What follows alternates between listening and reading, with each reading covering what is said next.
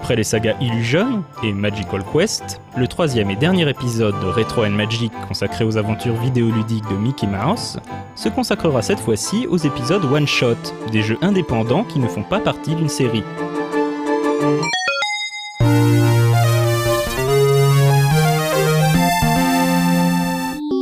Pour ceux qui ne le sauraient pas, Fantasia est un film musical réalisé par Walt Disney en 1940, rendant hommage au plus grand thème de la musique classique dans une série de sketchs animés.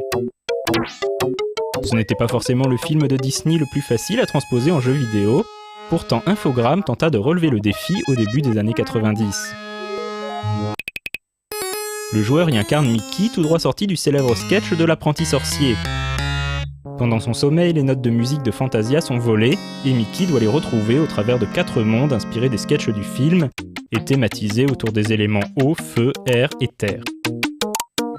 Si l'exercice ne manque pas de panache, force est d'admettre que Fantasia le jeu vidéo n'est pas une franche réussite. Bien que plutôt joli, le jeu d'Infogrames se révèle très difficile et peu maniable. D'ailleurs, nous avons été obligés de tricher pour saisir les images de ce RAM, ce qui n'arrive pas souvent.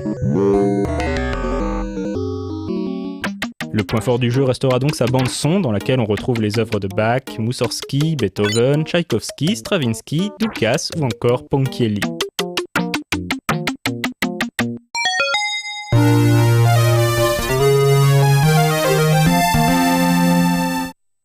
Tommy réalisera en 1994 un jeu de plateforme un peu spécial mettant en scène la souris la plus célèbre du monde, Mickey no Tokyo Disneyland Daiboken.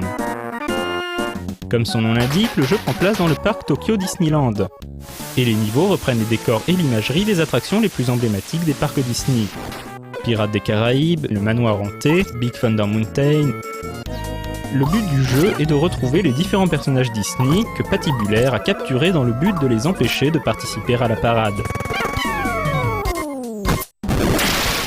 Le jeu est également intéressant par son gameplay qui repose sur l'utilisation de ballons bleus et rouges. Les ballons bleus peuvent être remplis d'eau. Mickey peut les utiliser pour les jeter à la face des ennemis, éteindre des flammes ou encore appuyer sur des interrupteurs. Les ballons rouges sont remplis d'air chaud et peuvent être utilisés pour planer ou se propulser dans une direction, un peu comme le jetpack dans Rocket Knight Adventures. Bref, Mickey no Tokyo Disneyland Daiboken est un jeu de qualité qui ravira les fans de l'univers des parcs Disney et reste très sympathique pour les autres grâce à ses jolis graphismes, ses musiques entraînantes et son gameplay accrocheur.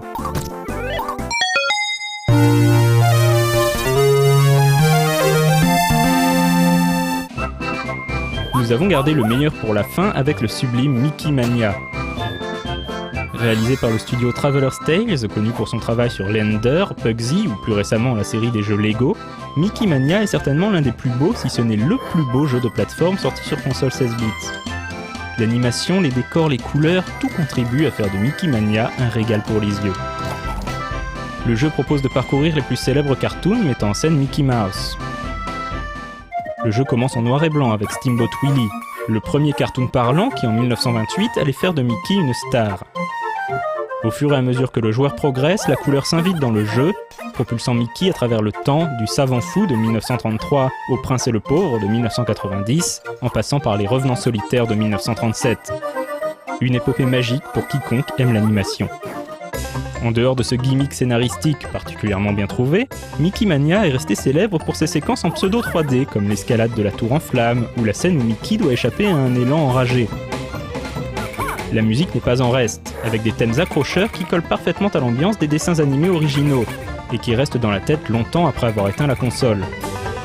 A noter que la version Mega CD du jeu, que vous pouvez voir sur ces images, possède une fabuleuse bande-son réorchestrée en qualité CD. Mickey Mania n'était pas très long, un reproche qui restera décidément associé à l'ensemble des jeux mettant en scène la souris de Disney. Le jeu compensait sa faible durée de vie par une difficulté assez élevée.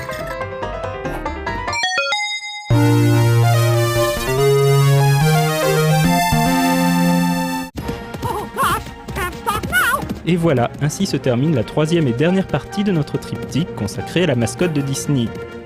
Mickey s'est fait plus rare depuis l'avènement de la 3D, ses dernières apparitions ayant été dans les jeux d'aventure Magical Mirror et Panic à Mickeyville, au début des années 2000.